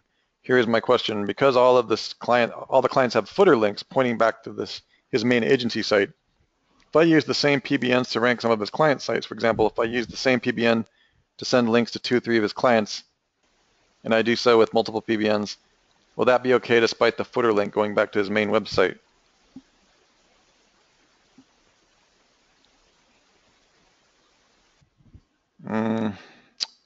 If I use the same PBN to send 2 through 3 of those No. clients, No, don't do that. Yeah, don't do that. will that be okay despite the footer link going back to his main? No. Draw it out and see if it makes a link wheel. Exactly. You have to ask. If it closes the loop, do not do it. Yeah, no, Terry, I'm pretty sure what you're describing there is a big no-no. If what I'm visualizing in my brain is actually what you're saying, it does close the loop, like what Jimmy was just saying. It's just an excellent practice, and in fact, I would say a necessity. I think Jimmy would smack me on the back of the head if I ever did that, so don't do that. I would. Yeah, both of you would. So yeah, in fact, I actually have done that, Terry. I have done that.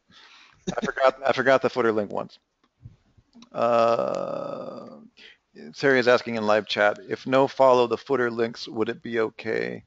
No. No, Terry, like, guys, I just wouldn't do it because no. you're laying a breadcrumb through Yeah. similar properties connecting to similar properties. Yes, So, exactly. and especially if it's already there connecting, Yeah, like these are already in place linking to your money site. correct. So, And Terry, I want to get more specific with what you just asked. I want to look at the logic. I understand why you asked what you just asked. Like, well, is it okay even if it's no follow? Well, think about the reverse logic. You've heard Jimmy and Sue talk about how, no follow still pass, it's still useful, although it's not as good as juice. But what we're actually looking for is actually link connections. Follow or no follow, it's still a connection. Okay, we will just always assume that any type of link or connection is going to be discovered via whatever, regardless of its SEO power, okay? So don't leave any trace of any connection. And also, Terry, I think Jimmy and Sue covered this very well in the Skyfall update webinar. I'll go ahead and drop that. Like, it really is a big deal. Like, don't make any link connections, and don't, there's no exception to that. It really is straightforward logic. Don't make any links, and don't think that it's follow or no follow with that. Just don't leave any UA codes in Google Analytics. Don't use anything that's going to connect anything together. You want to create completely different universes between all that stuff. Does that make sense, Terry?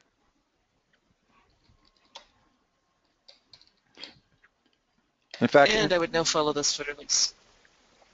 yeah, so you would also no follow the footer links, but you still wouldn't make the connection, right?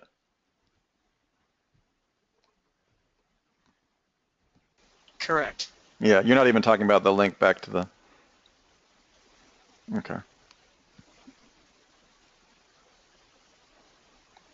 No closing the loop. Okay, thank you. Good night. Wait, there was one more. Oh, there is? Oh, Tim, are you still here?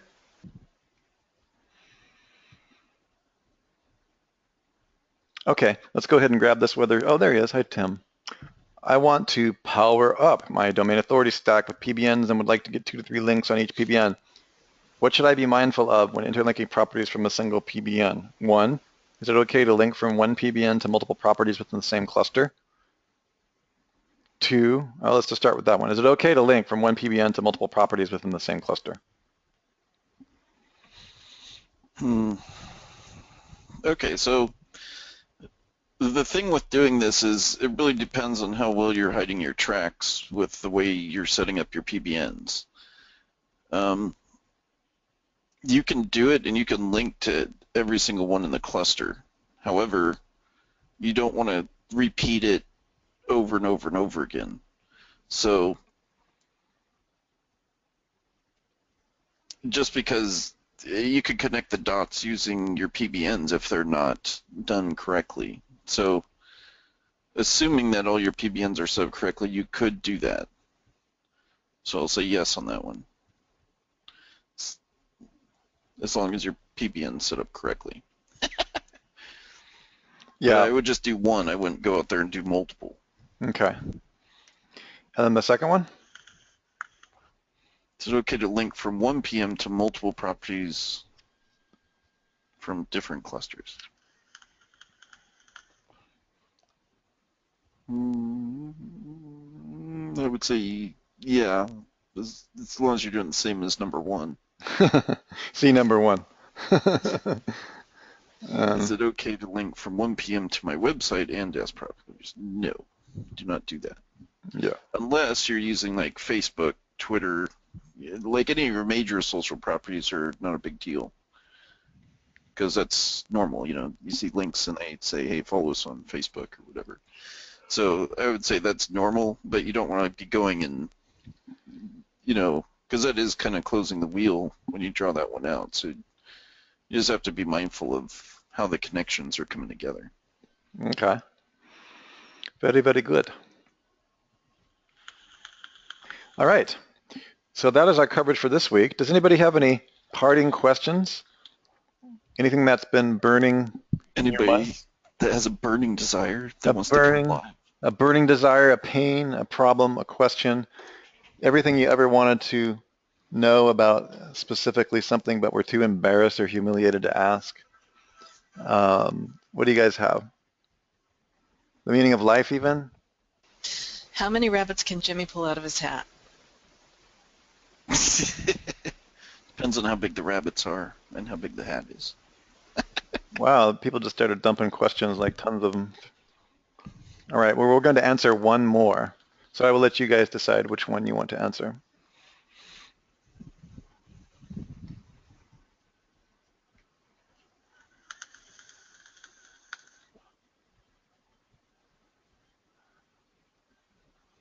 What styling product do I use on my hair?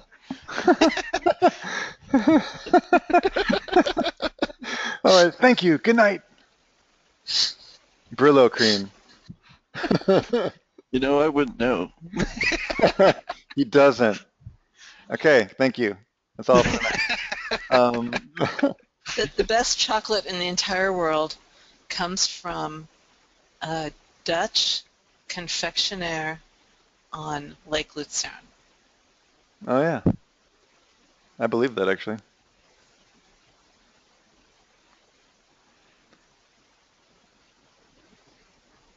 Okay, let me just answer. Man. Let's look at BK. Let's look at. Oh, yeah, he had a question in there. Yeah, I have a quick question from an SEO perspective. Is it possible to rank pages and/or a site using video only, meaning you hardly have text on your pages? Or do search engines need text to crawl and understand what your content is about? Yeah, you can rank with video only. Oh, yes. But they're not for anything super competitive. Well, I've never done it with super competitive. You probably have, but I have not. you can do it, but I don't think we can discuss that. Not that. I'm talking about just vSilo, like just plain. I'm not even talking about that either. There's another method you can use. Yes, you can. You're breaking Video up, does Jimmy. count You're as breaking content. up. Okay. Yeah, video is engagement content for sure. And yeah. So yes, you can. Any other questions that don't I know what dive you're. into too I many? know. I know. I know what you're asking, BK, and the answer is come to the live certification event. Right? In fact, BK, you might want to hit us up in Skype if you want to know stuff about that. Jimmy is known to talk about that in certain kinds of environments. And there might be opportunities for that coming up, which I should not discuss here. But anybody curious about that, you can just hit up. Maybe we should. You can just hit up Jimmy permanently. You can just hit up Jimmy permanently. Jimmy Yeah, is we could just tell him. Jimmy's having a private gathering in September. Just please don't repeat this or write about it or talk about it outside of here. Give them the link to the question. Yeah, I'm going to give him the link to the questionnaire. We had known this is not an upsell or side sell except totally. It's almost mostly sold out, but I just want you guys to be aware that Jimmy is speaking privately, and it's only for about 15 people. It's in September. That's the place that you'd probably. There's just stuff that we have agreed as a team. We're just not going to even talk about it digitally because it gets recorded, and then we're inside every black hat forum in the world literally right now. So we're just not going to do that. And so Jimmy wanted a safe environment, so here he goes. And you guys might want to check this out. It's just live.jimmykelley.digital. Give them the questionnaire. Yeah, it would be great if you filled out a questionnaire, but I got to find it. Hang on. Let me drop. If you guys would like an invite to something like that, you have to be qualified because it's not for just anyone. And let me just pull that questionnaire Sue made up. It's on the dashboard. Hang on. It's here you go. Here it is. I actually have it on file. Dang. I know, right? I'm getting smart in my old age. If you guys want to fill this out, this is how we determine if you're qualified to go to something like that. And don't be offended if you're not. There's really only room for like 10 people. So I wanted to make sure you guys were aware of that there are times and places to talk about crazy stuff. That's definitely not here.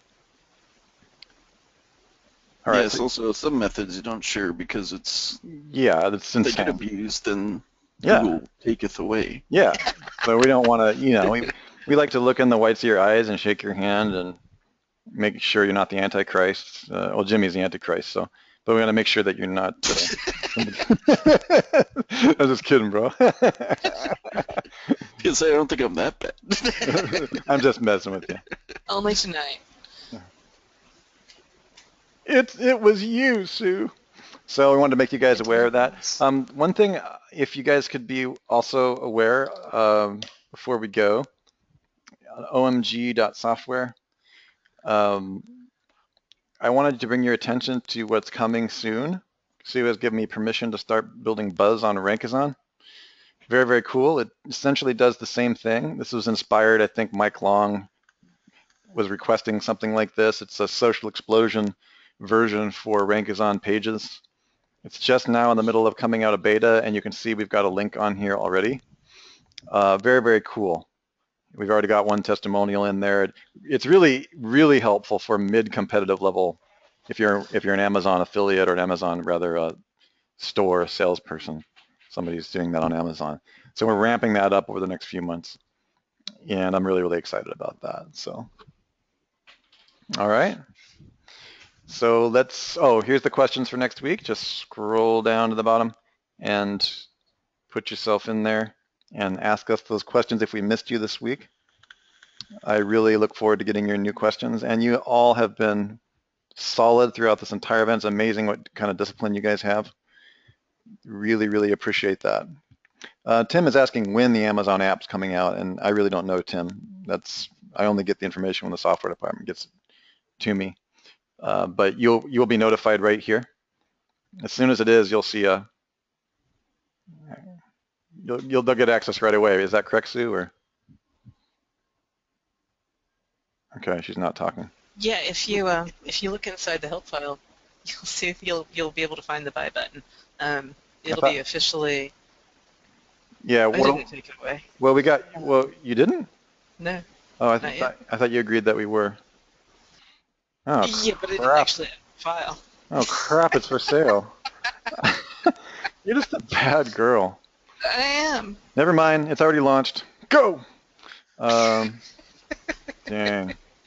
But before you just go in there, buy it. Make sure that it's for you, okay? Because it's not. I want to make sure that you guys are using that. It's really only for Amazon pages, and it's designed to get you ranked in Google for your Amazon page, not inside Amazon, okay? It's not an internal Amazon ranking system. That's a different type of thing.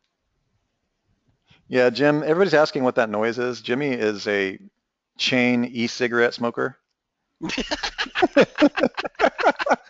So is that what people are asking? He's got e-cig butts all over his office. It's not pretty. If that's really what you want to know about, then that is. Well, I had some music going in the background too. That could have been it. And I want to do one last conversation with you guys because I don't know how quite to say it. Tomorrow, the first webinar for the automatic video traffic course and the unlimited version of Video Krakens tomorrow. If you can possibly make it, please come.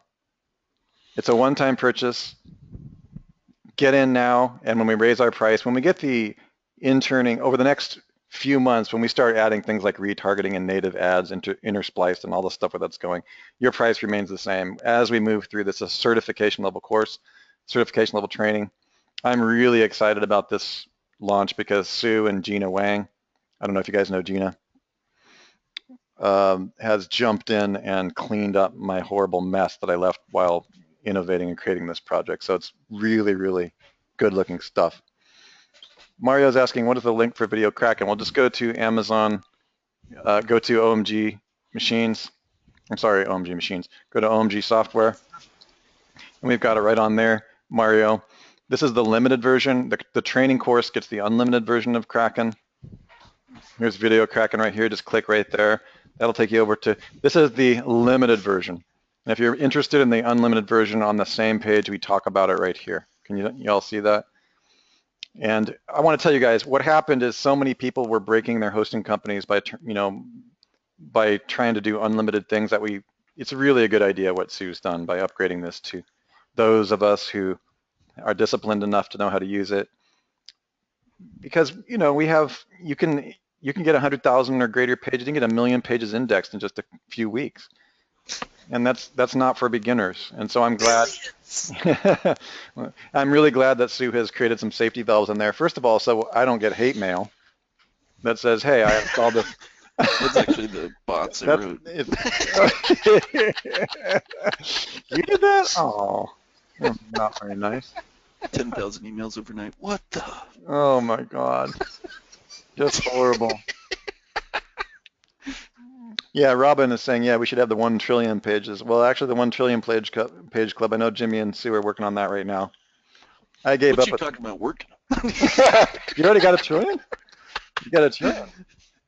No, not yet. Okay, yeah, I was gonna say I wouldn't be that surprised. I actually I actually had to look up how many pages a trillion was, and like the internet's not even that big, so I just have a hard time getting my head around that. We'd have to like copy Google and paste it several times over. Yeah, copy paste Google. I used to have this animation of the flash animation of downloading the internet out of the folder. It was kind of funny. Well, you guys, that's it for tonight. And anybody who wants to contact me about the PinVid course, you're asking. Yeah, I really want to get you guys in there. So just contact me on Skype. My Skype address is, or my Skype handle is ThemeZoom, just one word. Or I've actually got a pretty cool plugin now on Network Empire News. If you guys forget the name, you can just go to networkempirenews.com. You can go over here to add me to Skype. And it launches a Skype application and hunts me down wherever I am mobilely and forces me to add you at gunpoint. So you can just click on that if you forget the name. All right. You guys are awesome. We're going to wrap this up, and we have lots more stuff coming. Very, very excited for everybody. I'm really excited and grateful to be working with my team. Jimmy, thanks. Still bummer there wasn't that picture. Well, Jimmy, do you really want me to tell the story of why you're not there? No, let's not. Okay, we'll talk. I think we should. No, we don't want that to get out there. Fine. All right, you guys. So we will talk to you. Yes, exactly, Peter. If you guessed it, we will acknowledge it. All right, you guys. From my entire team, we got to get ready for tomorrow's webinar. I got a bunch of stuff to do. So thank you so much. We'll see you next week, Tuesday. And please sign up for the Director's Cut Project Breakthrough hybrid Skype group with Network Empire. I'm also going to drop a link in there if you guys have a video testimonial or any kind of testimonial or endorsement. You have something, even if you just want to gripe and bitch at me, that's fine too. Just go ahead and fill it out, and I actually read everything that you guys have to say. Although I only really stay friends with the people who don't gripe at me. I'm just kidding. No. I'm just messing with you. We'll drop that in the Skype group, and we'll see you next week. Thank you so much. Bye-bye. Thanks everyone. Everybody.